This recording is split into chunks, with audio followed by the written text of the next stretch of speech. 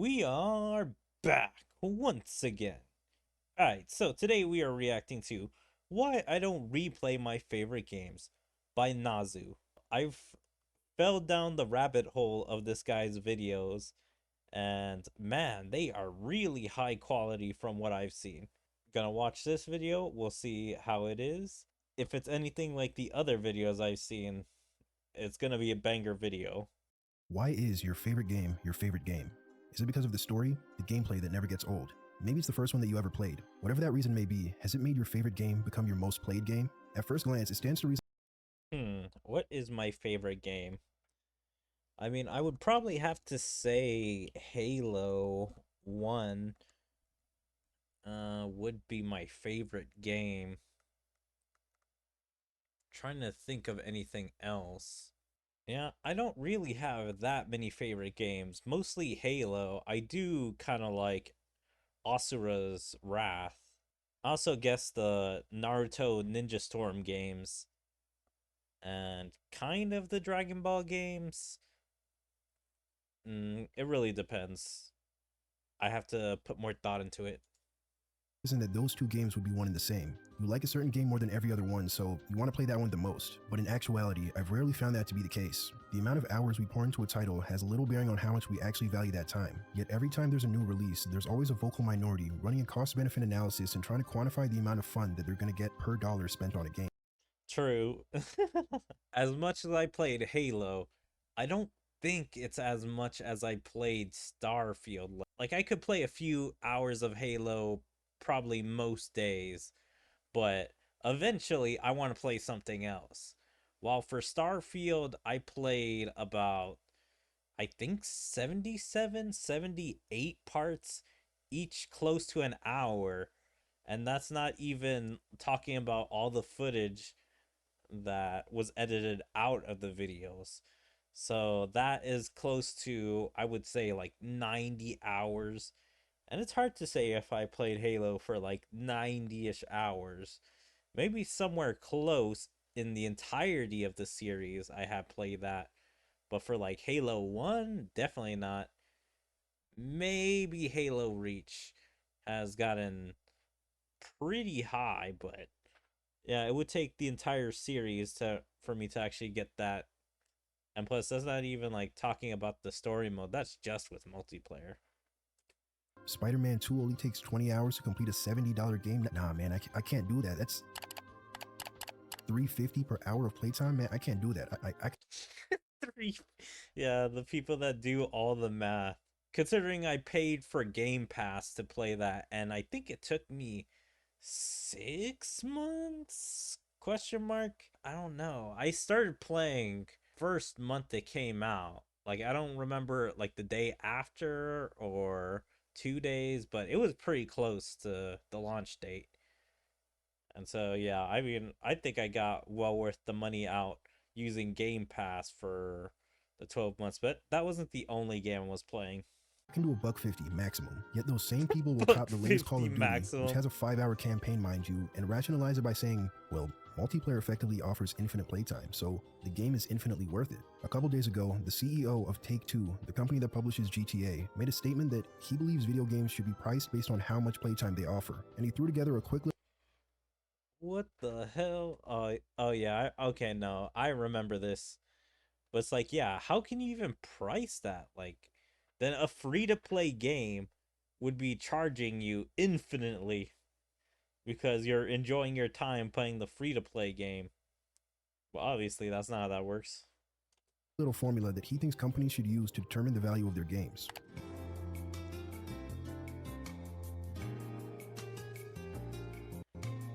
Unsurprisingly, the $70 games should be longer crowd got mad quiet. Hold on. Unsurprisingly, the $70 games should be longer Multiplayer offers infinite playtime, motherfuckers. Realizing they gotta pay infinite dollars. crowd got mad quiet. The simple fact is that people don't run their entertainment through an algorithm to decide what they want to spend their money on. People usually use this logic to disparage games that they had no interest in playing to begin with. I'm not convinced they believe this shit either. Last year, Polish game studio Techland made the mistake of drinking the Kool-Aid and tweeted with their whole chest that their new game would take 500 hours to complete. Nobody liked that. Hold on. Dying Light 2 will be at least 500. Is related to maxing out the game, finishing all quest endings, exploiting every part of the city, but a regular player should finish the story plus side quest. Less than 100 hours, don't worry. Swift backpedaling. When was this? They said this was last year, so this video is from 2023, I'm pretty sure. No game is released with 500 hours of meaningfully unique content. If you want to play any game for an extended period of time, it goes without saying that you're going to have to do some replaying. Running back a game of Smash is replaying. Starting over with a different character class in an RPG spices things up a bit, but you're still replaying the same game. A game's capacity to keep things fresh beyond the initial playthrough is its replay value, which is a metric that I've never cared for when making a purchase or looking back at my favorites. I once asked a friend of mine who played a lot of CSGO if Counter-Strike was his favorite game, and he just looked at me like I called him the nastiest slur. Hell no, it's not CSGO. My favorite What a comparison. like he like I just called him the nastiest slur, saying Counter-Strike is his favorite game. Oh yeah, like Counter-Strike, League of Legends, Overwatch, and a bunch of other multiplayer games. People would never say that's their favorite game, but it's a very comfortable game, or it's just a good game just to play because it does have infinite replayability, and plus like they just enjoy the gameplay. game is Ocarina of Time. I don't know where you got that idea from. Yeah, bro, I don't know where I got that idea either. Sitting in a collective Hold on. I don't know where you got that idea from. Yeah, bro, I don't know where I got Damn! 6,800 hours on record, last played November 18th. 53.5 hours past 2 weeks. Damn, that's 2 days and a few hours and change. And plus, we don't even know if this was the completed week. There could still be more. That's crazy. Yeah, considering you can't see Ocarina of Time on his play games. So, of course, you would never guess. But seeing that, I can see how they got that. that idea either. Sitting at a collective 500 million hours played, Counter-Strike is consistently the most played game on Steam, but I rarely hear anybody calling it their GOAT. In fact, I don't see a lot of these games popping up in top 10 lists. How does Farming Simulator maintain such a strong player base? Why does the entire population of the Bahamas queue up for some games of Dota 2 every single day? The entire population of the Bahamas. Overwatch 2's Steam reviews look like this, but its concurrent player numbers look like this. Who are you people? My favorite game of all time is Nier I fucking love that. I still love SpongeBob. Who are you people? Automata. I really like Nier Automata. I really like Nier Automata, but I've hardly ever mentioned it on my channel. While scrolling through my Steam library, I noticed that there's not a single game that I've played less recently than Nier. Even the ones that I beat before playing it, I've revisited those games before picking back up my favorite. I spent some 30 hours with the game and that was that. I was content with that single playthrough. Anytime the topic of replay value is mentioned, there's always one type of game that gets the shaft. Games that place a great deal of emphasis on a linear story are believed to have less replayability than those that don't. Incessant cutscenes, exposition dumping, mandatory fetch quests, Yep, I mean, I do agree with that. It is a slog to get through some games that have that slow tutorial, or, having to get through scripted parts of the day instead of like something new. Yeah, and just going through, I mean, the levels you already know. It's like something like an RPG, it can be a little bit of a mix up because you may encounter different enemies during that playthrough, get different gear. As like that's why you need a game with multiple choices that also mixes it up. Like all these can help the replayability of a game, but of course they'll never be perfect because more than likely there is some reuse in those playthroughs somewhere along the line. So it'll never be better than the first time experience. and talk sections. All of these things are usually engaging the first time around, but become a chore on subsequent playthroughs. Yet, God of War, The Last of Us, and Persona 5 are some of the most beloved games of the last decade. No title is inherently better or worse for being narrative focused. Video games aren't just a single genre, but an entire medium of entertainment. Different types of games will scratch a different itch. Take the 2018 indie title, Grease. It costs $15 and takes about 3 hours to complete. That's $5 per hour. I'm gonna be honest, it's already looking kind of rough for you. It's a puzzle platform. I love this so much. The calculation of money per hour. $5 per hour. Platformer that delivers a minimalistic story about a young girl's battle with grief following the loss of her mother. It's immediately evident that the devs had something to say, and they chose an interactive art form to say it. The game has these striking watercolor visuals and an incredible score. The atmosphere and sound design perfectly complement the game's melancholy tone. And the gameplay?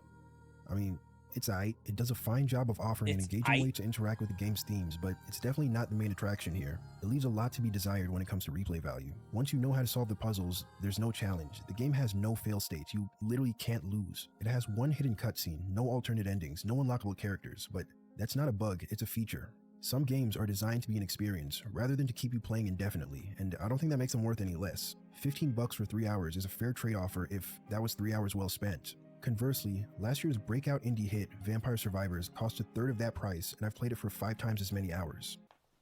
Hey kid, wanna buy some drugs? What are drugs? What are drugs? Well, Vampire Survivors is a game where you move your character around and that's it, that's all you do. It's a game you play with one hand, but unironically. Your character attacks automatically, fighting off an endlessly increasing horde of monsters. You level up as you pick up XP gems, allowing you to upgrade your gear by getting new weapons, cooldown reduction, damage multipliers, and so on. As the enemies grow more powerful and numerous, you also get stronger, until you're an unstoppable force, shooting blades and beams from every orifice and turning the screen into an incomprehensible mess of mangled monsters, bright lights, and damage numbers. Pour one out for the epileptic homies. Y'all missing out. This shit is coke. A cola. Back when it had cocaine in it. The game is so absurdly simple, yet somehow so engaging. There's no deep lore to the game. There's a bestiary. The stages have a short description, and that's all you need to know. There are vampires. Get in there and survive. At least for as long as you can.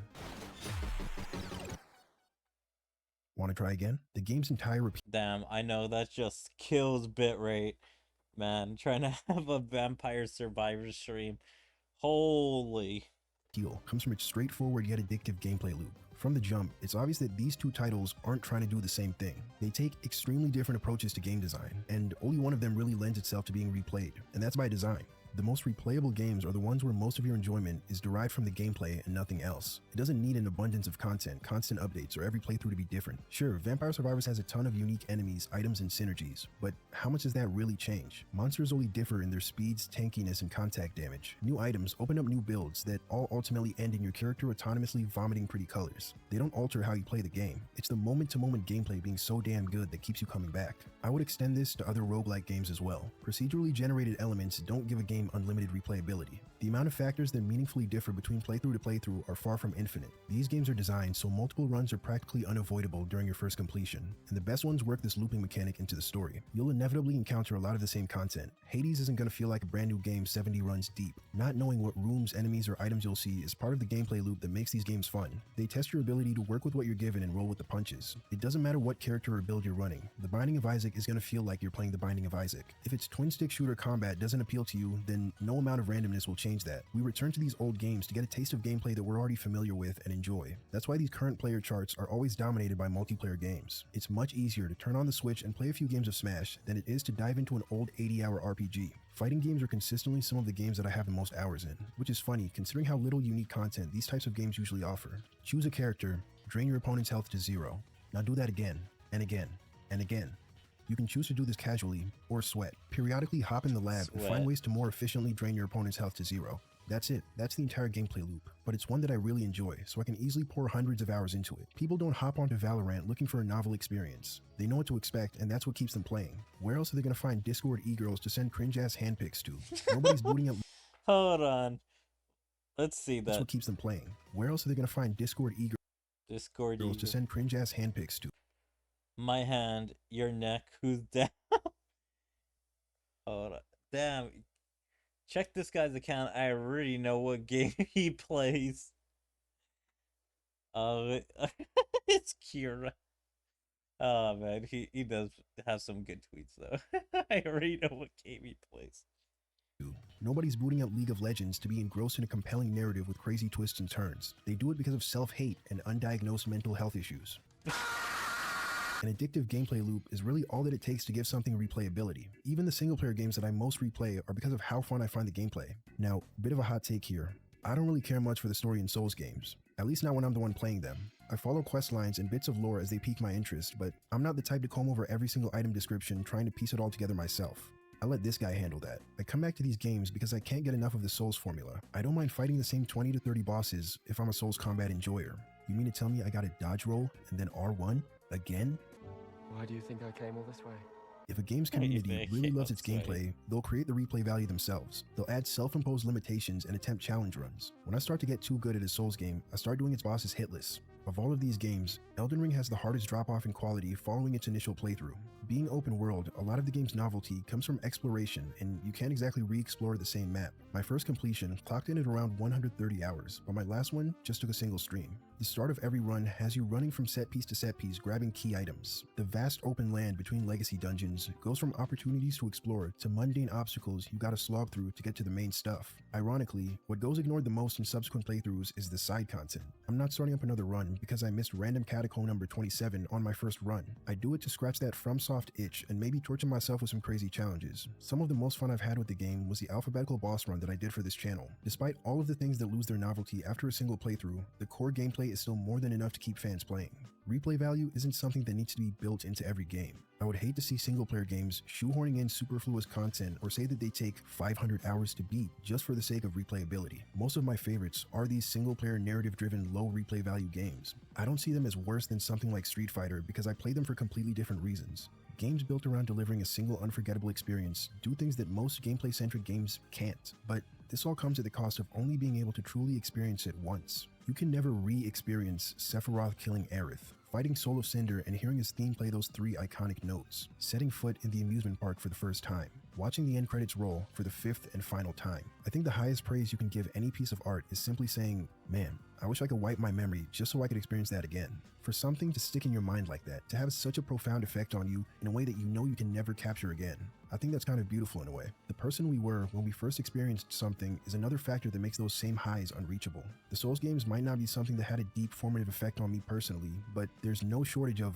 how Dark Souls saved my life type video essays on YouTube. We can't recreate the same conditions under which we first played those games. A couple years ago, I copped another one of my all-time favorites, Portal 2, during a Steam sale. It had been a decade since I first played it, so I definitely didn't remember any of the puzzles, but the memories of how I felt playing the game remained vivid. I installed it to my drive, launched the game, played through the first level, and then never touched it again. I just had no motivation to revisit something that I already felt like was a closed chapter. Pair that with a backlog that never seems to get any shorter, and trying to recreate an existential crisis some silly little game gave me years prior becomes pretty low priority. I haven't even gotten around to most of this year's new releases. I just wrapped up my first playthrough of Final Fantasy VI, but I still haven't taken 16 out of the shrink wrap. Resident Evil 4 is collecting digital dust as I finally make my way through Resident Evil 2. Oh, y'all playing Tears of the Kingdom? I mean, like, to be fair, it's like, why would you play Resident Evil 4 before completing Resident Evil 2? Like, it's not a requirement of any.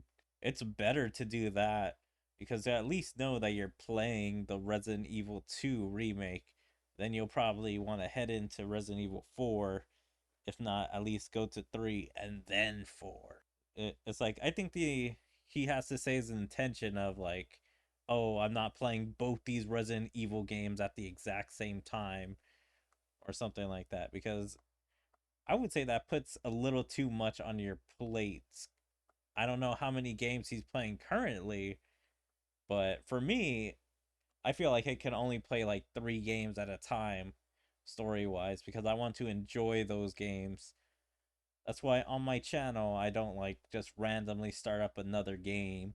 I wait until I finish a game on the channel before checking out something else. Like, maybe I'll start another game in like my first impressions. I really can't handle too many games because I want to enjoy it. I want to remember where I am.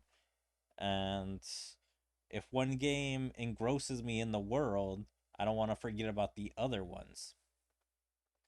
Yeah, go on without me. I'll catch up with you soon. With limited time on this planet and even more limited free time, I'm content to leave my time with those games as just memories, no matter how rose-tinted they may be. I'd be lying if I said I wasn't scared to revisit my favorite media because I'm worried I might like them less. Of course, I don't think that I would hate the games after replaying them. They're not bad games, except for this one.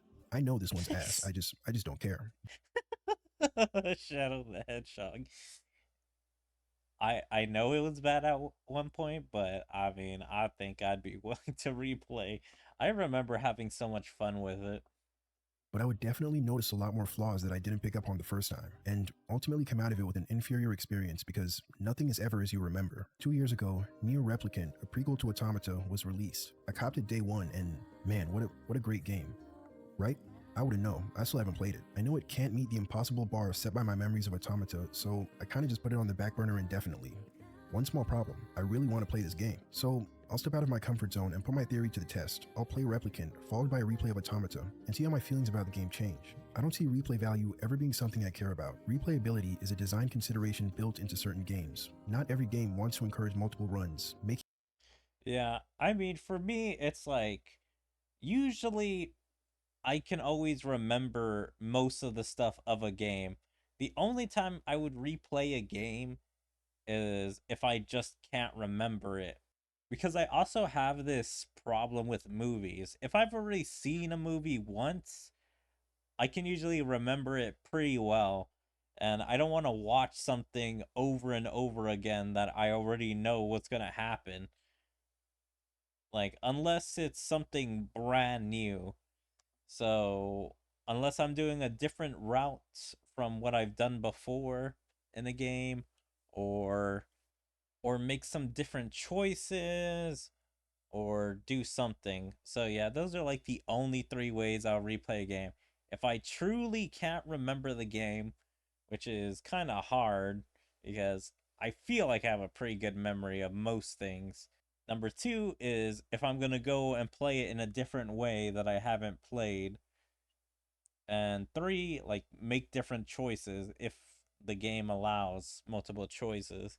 it a useless metric to apply universally. Some folks just don't care and break every rule. Even with the most unplayable linear games, you can always find a handful of people that have poured thousands of hours into them. But me, if I'm satisfied with my first completion, then as far as I'm concerned, that game has done its job, and I'm cool with I'm trying to think about that. I guess I kind of do feel that sentiment somewhere. Like I have felt that, like that's kind of how I felt after Starfield and probably after Call of Duty and some other games where it's like Starfield, it literally has new game pluses that change the world. But I'm like, okay, I completely finished the game for my first run. I did all the main faction side quests and a bunch of the little side quests. And then after that, I was like, okay, I feel good, completed. Like, I wanted to explore the new universe, but after a little bit exploring and seeing there wasn't much different, I was like, all right, I'm good. There's no need to do more than this. I do feel him on that. never touching it again. For those who really want to, you can always go back and visit the game that you originally played. But what you can never do is re-experience the version of that game that exists in your memory. That's it for this video. See y'all in the next one. Yeah. This video was really good. I really wish I didn't react to it before, or not react to it, but I just watched it on my own time. God, that video was pretty good and funny too. Made me laugh quite a few times. But yeah, that's why he doesn't play. Oh, somehow I pressed that. So yeah, that's why he doesn't replay his favorite games.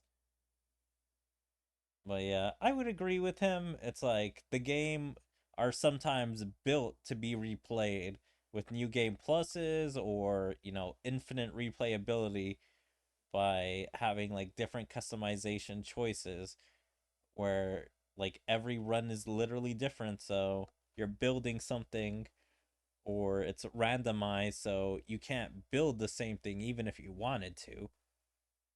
And sometimes there's just different choices. Sometimes you just feel satisfied and don't want to replay a game ever, which I can relate to, as I said. And yeah, those are basically a lot of my reasons why I don't play games as well.